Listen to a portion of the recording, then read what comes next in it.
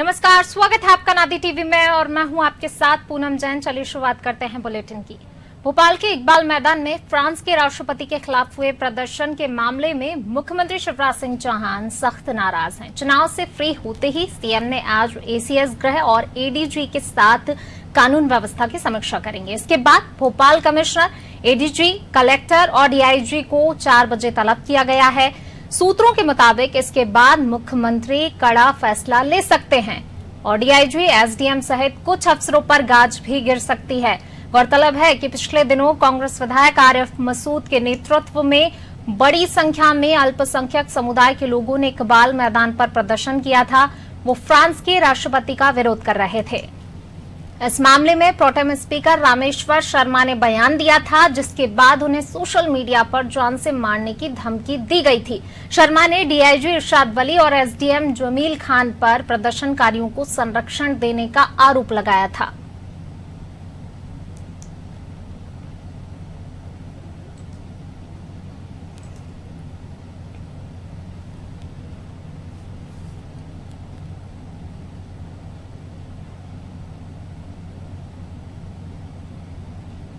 और चलिए इसी खबर पर ज्यादा जानकारी के साथ हमारे ब्यूरो हेड ब्रजेश चौकसी जी हमारे साथ ज्यादा बातचीत के लिए जुड़े हैं। ब्रजेश जी, सबसे पहले तो फ्रांस के राष्ट्रपति के खिलाफ जो प्रदर्शन हो रहा है, सीएम शिवराज सिंह चौहान कह चुके हैं, उसके बाद भी लेकिन प्रदर्शन किया जा रहा है और आक्रोश भी दिखाई दे रहा है। समझना चाहेंगे आपसे। ये मामला है फ्रांस का। फ्रांस में मोहम्मद पैगंबर का एक वो कार्टून बनाया गया था, वहां के एक शिक्षक ने वो क्लास में दिखाया था। इसके बाद उनकी सर कलम करके हत्या कर दी गई थी। इस पर वहां के राष्ट्रपति ने कहा था कि हम अभिव्यक्ति की आजादी पर कोई रोक नहीं लगाएंगे, इस तरह के कार्टूनों पर और इस तरह की अभिव्यक्ति जो भी बोल सकते हैं वहां पे उसकी आजादी है, इस पर रोक नहीं लगाएंगे। इसके बाद 3 और लोगों की हत्या कर दी गई, उसमें मासूम बच्चे भी थे। तो राष्ट्रपति ने जो वहां पे अभिव्यक्ति की आजादी पर रोक नहीं लगाने का जो बयान दिया था, उसके खिलाफ पूरे देश में कहीं कोई प्रदर्शन नहीं हुआ। मध्य प्रदेश की राजधानी भोपाल में इकबाल मैदान में पिछले दिनों एक प्रदर्शन हुआ था, जिसमें बड़ी संख्या में अल्पसंख्यक समुदाय के लोग एकत्रित हुए थे। यह बिना अनुमति का प्रदर्शन था, इसकी कोई अनुमति नहीं ली गई थी। इसके कारण और लॉकडाउन के नियमों का पालन नहीं किया गया था, इस कारण उन पर अपराध दर्ज किया गया था और आरिफ मसूद सहित कुछ लोगों की गिरफ्तारियां भी हुई थी। इस मामले में प्रोटेम स्पीकर हैं रामेश्वर शर्मा, उन्होंने कहा था कि ये जो प्रदर्शन हुआ है वो उनको फ्रांस में जाके करने चाहिए, यहाँ करने की कोई जरूरत नहीं है। और इस तरह के भड़काऊ काम करके और यहाँ पे बेबनस्ता फैलाने की कोशिश की गई है। इसके बाद उनको धमकी दी गई थी कि उनका भी हाल विश्व हिंदू परिषद के एक नेता की हत्या की गई थी, उसी तरह उनके भी हत्या कर दी जाएगी। इसके बाद रामेश्वर शर्मा की तरफ से विधानसभा सचिवालय की तरफ से एक पत्र लिखा गया था कि इस पर कार्रवाई की जाए, धमकी देने के क्राइम ब्रांच को। लेकिन रामेश्वर शर्मा का कहना है कि इसके बाद कार्रवाई में देरी हुई और डीआईजी इरशाद वली और एसडीएम जमील माली पर उन्होंने आरोप लगाया कि इनकी सह पर ही प्रदर्शन हुआ था। इसके बाद मैं आपको बता दूं कि मुख्यमंत्री ने भी इस मामले में संज्ञान लिया था और कहा था कि इस तरह की कार्रवाई, इस तरह के प्रदर्शन यहाँ बर्दाश्त नहीं किए जाएंगे। उन्होंने चुनाव के दौरान ही ट्वीट किया गया था। इसके बाद पुलिस ने कार्रवाई की थी। आज इस मामले में सीएम ने तलब किया है भोपाल डीआईजी, कमिश्नर, एडीजी और कलेक्टर को। ऐसी आशंका है, ऐसा माना जा रहा है कि उन पर कार्रवाई होगी। पहले भी नाराजगी सीएम व्यक्त कर चुके हैं, क्योंकि इस मामले में प्रधानमंत्री नरेंद्र मोदी ने फ्रांस का समर्थन किया था और इस कारण पूरे देश में कहीं कोई प्रदर्शन नहीं हुआ, भोपाल में प्रदर्शन हुआ है। तो इसको लेकर सरकार गंभीर है और सख्त कार्रवाई कर सकती है। कई अफसरों पर भी गाज गिर सकती है इस मामले में। जी, अगर जैसे कार्रवाई करते हैं सीएम और कई अफसरों पर गाज भी गिर सकती है और जिस तरीके से कड़ा फैसला लिया जा सकता है, तो क्या सीएम क्या कुछ फैसला यहाँ पर कर सकते हैं? किस तरीके की कार्रवाई यहाँ पर सीएम की तरफ से की जा सकती है?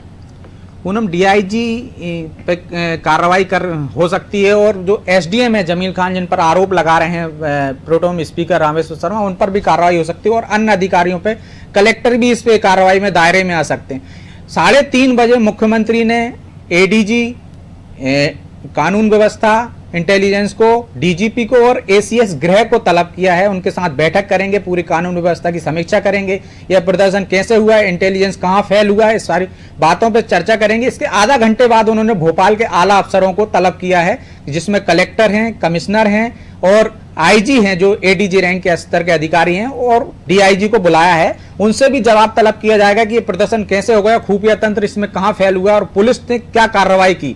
इसके बाद यदि लापरवाही मिलती है, जो कि पहले से जाहिर हो रही है कि इसमें लापरवाही हुई, खुफिया तंत्र को पता ही नहीं चला और सोशल मीडिया के माध्यम से इतनी बड़ी संख्या में लोग एक जगह पे एकत्रित हो गए और प्रदर्शन कर दिया, जबकि बिना अनुमति के ये प्रदर्शन हुआ है। यदि आपके पास जानकारी नहीं थी, किसी ने अनुमति नहीं ली थी, तो आपका खुफिया तंत्र क्या कर रहा था, उसे पता होना चाहिए कि कहीं एक जगह पे इतनी भारी संख्या में लोग कैसे एकत्रित हो गए। इस कारण इसमें लापरवाही तो प्रथम दृष्टया नजर आ रही है। इस कारण माना जा रहा है कि बड़े अधिकारियों पर कार्रवाई हो सकती है, उन्हें हटाया जा सकता है। डीआईजी, कलेक्टर, एसडीएम पर कार्रवाई हो सकती है, उनका यहां से हटाकर दूसरी जगह पदस्थ किया जा सकता है, यहां दूसरे अधिकारियों की पोस्टिंग की जा सकती है। पूनम, बिल्कुल ब्रजेश जी, जिस तरीके से आपने कहा कि खुफिया तंत्र की लापरवाही है, यानी कि यहाँ पर समझ सकते हैं कि अल्पसंख्यक वर्ग एक बड़ी संख्या में उस दिन एकत्रित हुआ और किसी को कानो कान खबर भी नहीं हुई, बिना अनुमति के प्रदर्शन किया गया। यानी कि कह सकते हैं जब खुफिया तंत्र को कोई भी जानकारी नहीं लगी तो आगे भी जो है एक बड़ा खतरा यहाँ पर कह सकते हैं, कभी भी इस तरीके के जो खतरे खुफिया तंत्र की लापरवाही की वजह से हो सकता है। बिल्कुल पूनम, खुफिया तंत्र का काम होता है कि कहाँ क्या गतिविधियां चल रही हैं, धार्मिक कार्यक्रम कहाँ चल रहे हैं, ये सब चीजों की जानकारियां दी जाती हैं, सरकार तक जाती हैं। उसके बाद रोजाना जो एडीजी इंटेलिजेंस होते हैं वो पूरे प्रदेश भर से जो खुफिया सूचनाएं मिलती हैं उसके आधार पर सीएम को सुबह सुबह फीडबैक देते हैं कि क्या क्या हो सकता है, कहाँ पे किस तरह की रणनीति बन रही है, कहीं कोई घटना तो नहीं हुई। बड़ी घटनाओं से लेकर कहीं कोई इस तरह की योजना तो नहीं बना रहा है कि कहीं कोई धार्मिक संगठन जैसे आपका सिमी से लेकर अन्य संगठन जो प्रतिबंधित हैं वो भी कहीं ऐसी गतिविधियों पे तो कार्रवाई नहीं कर रहे हैं, या कहीं कोई घटना को अंजाम देना तो नहीं चाह रहे हैं। तो इन सब चीजों का काम पता लगाना खुफिया तंत्र का होता है। सादा वेशभूषा में पुलिस वाले रहते हैं, पूरे जिले में या पूरे प्रदेश में उनका काम नेटवर्क रहता है कि वो जानकारी लें और सरकार को पहले ही अवगत करा दें कि कहीं कोई प्रदर्शन के लिए अचानक भोपाल में कोई भीड़ तो नहीं आ रही है। जैसे हमने पहले भी देखा, किसान आंदोलन हुआ और उसमें खुफिया तंत्र को पता ही नहीं चला और पूरे मतलब शहर को उनने जाम कर दिया था। इस तरह की जानकारियां सरकार को पहले से पहुंचाना खुफिया तंत्र का काम होता है, ताकि वो एहतियात बरते, उस कड़े कदम उठा ले और उनको वहीं पर रोक दे यदि ऐसे कोई प्रदर्शन होने वाले हैं, यदि कोई ऐसी घटना होने वाली है। तो ये काम खुफिया तंत्र का होता है। लेकिन ये सोशल मीडिया से इतनी बड़ी संख्या में लोग एकत्रित हो गए और इसका खुफिया तंत्र को पता भी नहीं चला, जबकि एक नेटवर्क, एक पूरी टीम है जो सोशल मीडिया पर नजर रखती है कि कहीं कोई धार्मिक भावनाओं को भड़काने वाले मैसेज तो नहीं हो रहे हैं, उन पर कार्रवाई करती है, कहीं इससे कहीं दंगे ना हो जाएं। इस तरह की घटनाओं पर रोक लगाने के लिए एक पूरा नेटवर्क बनाया गया है जो काम करता है कि इस तरह सूचना सरकार को पहुंचा देता है और सरकार पहले से अलर्ट हो जाती है और कोई कार्रवाई कर देती है जिससे ऐसी घटनाएं ना हो। यदि इसमें धार्मिक प्रदर्शन हुआ था, इसकी वजह से कोई दो समुदाय में झगड़े हो सकते थे तो बड़ी घटना घट सकती थी। इस कारण सरकार ने इसको गंभीरता से लिया है और सख्त कार्रवाई के संदेश दिया है। बिल्कुल ब्रजेश जी, जिस तरीके से ये प्रदर्शन हुआ किसी को कानो कान खबर नहीं हुई। सीएम शिवराज सिंह चौहान सख्त हैं, पहले भी देखा और अब और ज्यादा सख्त हो गए हैं, चुनाव से फ्री हो गए हैं, तो जाहिर सी बात है एक्शन तुरंत लेंगे। लेकिन ऐसे में एक बड़ा सवाल कि ये एक तरीका ये भी कह सकते हैं कि धार्मिक भावनाओं को भड़काने का भी काम यहाँ पर किया जा रहा था।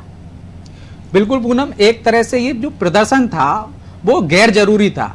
यदि कि यहाँ पे फ्रांस में घटना घटी है और यहाँ पे दो समुदायों को भड़काने का काम इससे हो सकता था, इससे बड़ी घटना होती, सांप्रदायिक दंगे तक हो सकते थे इस प्रदर्शन से, क्योंकि ये एक तरह से संदेश है कि उनका समर्थन करना है, आतंकी घटनाओं का, आतंकवादियों का समर्थन करना है कि यदि उन्होंने सर कलम कर दिया है एक कार्टून बनाने पर तो हम उनके पक्ष में, यदि ऐसा कोई करेगा तो उसके साथ भी वैसा ही होगा।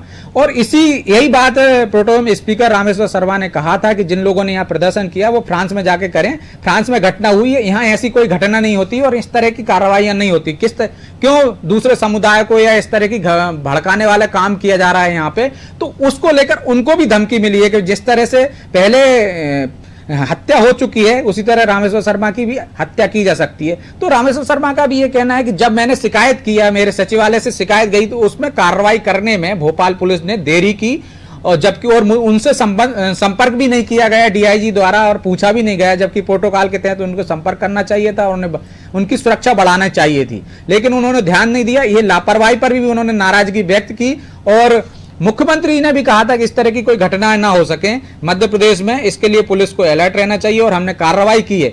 ये मामला छोटा सा नहीं है पूनम, पूरे देश में कहीं प्रदर्शन नहीं हुआ, सिर्फ मध्य प्रदेश में और इकबाल मैदान पर यह प्रदर्शन हुआ है और ये बहुत गंभीर बात है। इससे आगे कोई घटना घट सकती थी, इस कारण सख्त है सरकार इस मामले में को लेकर। जी शुक्रिया ब्रजेश जी, इस तमाम जानकारी को साझा करने के लिए। तो बिल्कुल जिस तरीके से ये प्रदर्शन किया गया, सीएम शिवराज सिंह चौहान शुरू से ही इस पर सख्त थे और अब और ज्यादा सख्त हो गए, क्योंकि रामेश्वर शर्मा जो प्रोटेम स्पीकर है उनको धमकी मिली और उन्होंने शिकायत भी की, लेकिन कोई संज्ञान इस पर ठीक से नहीं लिया गया। तो सीएम शिवराज सिंह चौहान और ज्यादा सख्त हो गए और आज वो कोई भी कड़ा फैसला ले सकते हैं और कई अफसरों पर गाज भी गिर सकती है।